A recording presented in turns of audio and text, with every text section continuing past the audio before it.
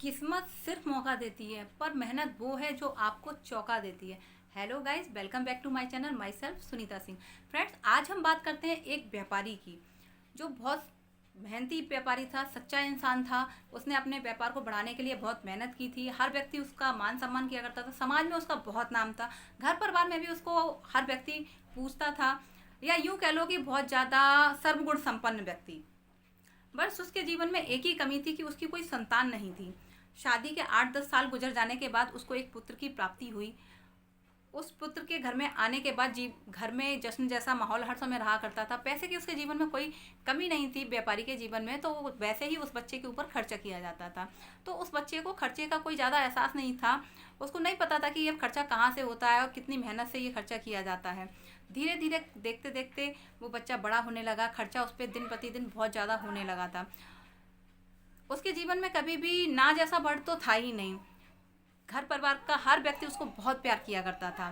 तो जैसे जैसे समय बीतता गया, लड़का बड़ा होता जा रहा था, जवान हो गया और व्यापारी बूढ़ा होता चला जा रहा था। व्यापारी को एक टेंशन सताने लगी थी, एक समस्या बहुत ज़्यादा उसके सामने गंभीर होती चली जा रही थी कि मेरे बच्चे को जो मेहनत होती है उसकी कोई कदर ही नहीं है।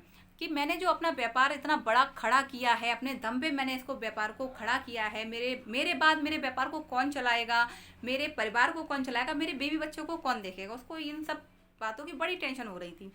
तो एक दिन उसने अपने लड़के को बुलाया और बोला कि सुनो, मेरे व्यापार में, मेरे घर में और मेरे जितने भी काम हैं उन सब में तुम्हारा कोई योगदान तो है नहीं। तुम्हारा कोई योगदान नहीं है। तुम इस घर में आप तभी रह सकते हो जब तुम अपना सुबह से लेकर शाम तक का जो तुम अपना खर्चा पानी करते हो, खाना पीना खाते हो, इतना रुपए कमा के तुमको मुझे शाम को देना है। लड़के ने बोला ठीक है, मैं दे दूंगा। अब लड़के को क्या टेंशन थी, क्योंकि उसको पता था कि मेरे रिश्तेदार इतने सारे हैं, मेरी बुआ, मौसी, फूफा, बुआ, दादी, दादू, नाना, नानी सभी लोग हैं, मैं उनसे लेके दे दूंगा। क्योंकि वो बचपन से बड़े लाड़ प्यार में पड़ा था। इतना पलने के बाद उसको ये विश्वास था कि मुझे कहीं ना कहीं से रुपए जरूर मिल जाएंगे। तो वो कभी दादी से ले आता था, नानी से ले आता था, बाबा से ले आता था, बुआ से ले आता था, मौसी से ले आता था, सभी से ले आता था।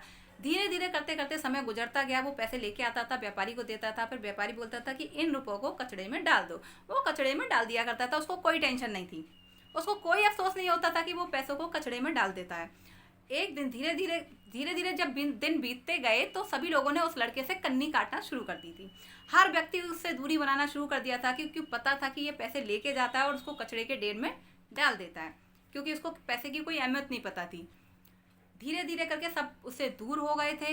एक दिन उसने सोचा कि अब घर वाले तो मुझे रुपए दे नहीं रहे हैं, तो अब मैं क्या करूं। तो वो बाहर गया। बाहर उसने देखा कि एक आदमी जो ठेले से सामान उतार रहा है, बोरियां उतार रहा है, तो चलो मैं भी इसके साथ बोरियां उतार लेता हूँ और वो रुपए मुझे भी मिल जाएंगे। थोड़ी सी मेहनत करूंगा तो मुझे भी रुपए मिल जाएंगे। उसने थोड़ी सी मेहनत की, उसको रुपए मिले।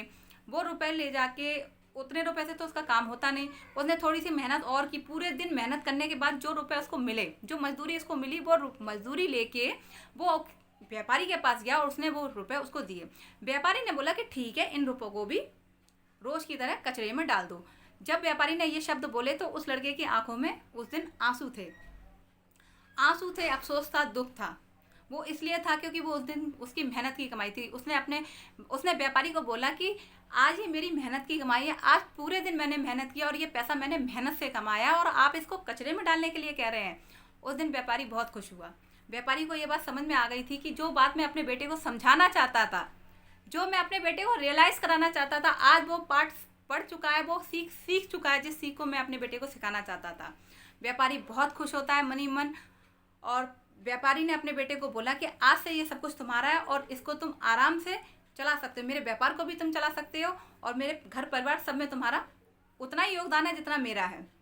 तो फ्रेंड्स, लाइफ में कभी भी कोई विपरीत चुनौतियाँ आए, परिस्थितियाँ आएँ, उनसे कभी डरना नहीं और हमेशा अपने ऊपर विश्वास रखना। आप हमेशा जीवन में सेल्फ डिपेंड होकर जिएं और अपने बच्चों को भी यही सीख दें कि मेहनत का फल बहुत मीठा होता है और मेहनत की कद्र करना चाहिए।